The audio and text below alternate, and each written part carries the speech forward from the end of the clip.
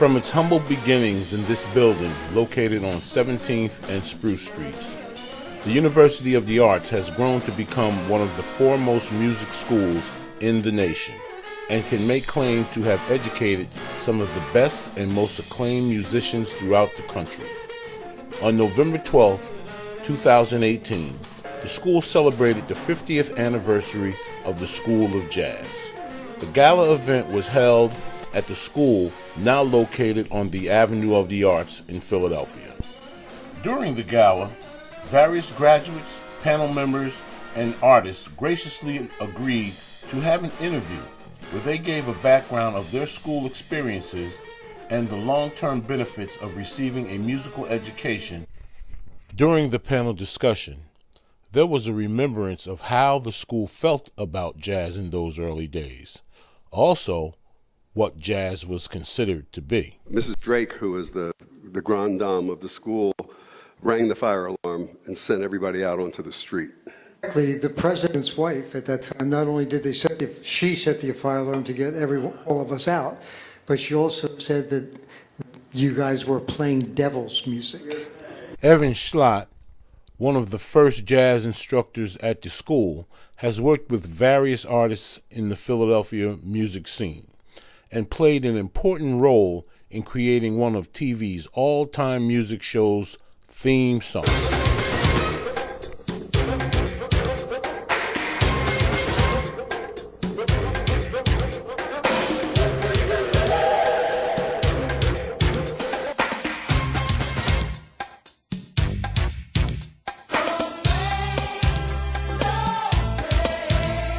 Okay, and I took it home and I worked on it, and it was like a big band, a lot of different parts, and I wrote them all out. And there was one little lyric besides the boop bop bop, and all I could figure that they were saying was "so great, so great, so great, so great."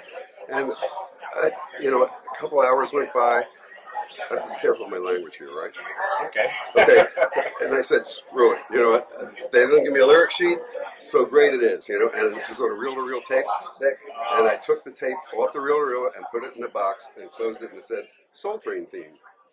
Soul Train, Soul. As a graduate of the University of the Arts, Michael Pedersen Jr. has played with some of the greats of jazz, such as Dave Brubeck, Pat Martino, and many others, while having his own group, the Michael Pedersen Quintet. I'd also like to mention the two guys who were there at the same time, Paul Combs, saxophonist, who came in from San Diego to be with us today, and Marty Fumo, right behind him. We were all there at the same time. But it was, even talking about the friendship, it was such a wonderful community even then, before the school moved itself to Broad Street. And also the three guys that you mentioned, Mike Natale, Roger DeLulo, and Vince Trombetta, were three players who did the Mike Douglas show when it was in town here. So they were pretty hot shots to us. We were a little younger. Well, I was a little younger. You guys were much younger.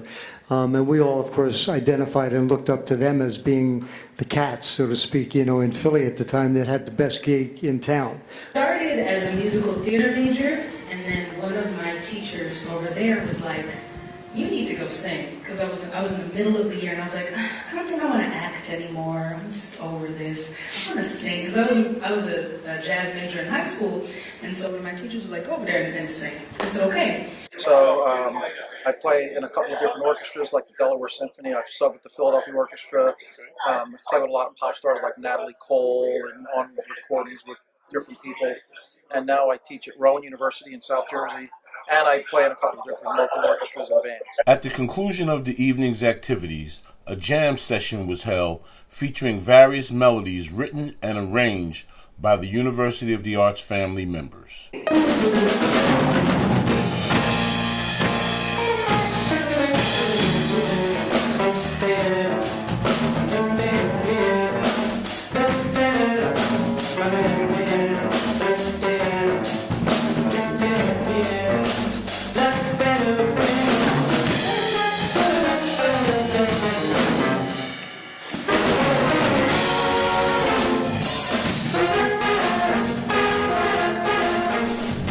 At the University of the Arts on South Broad Street, this is Daryl Lloyd for PhillyCAM Voices.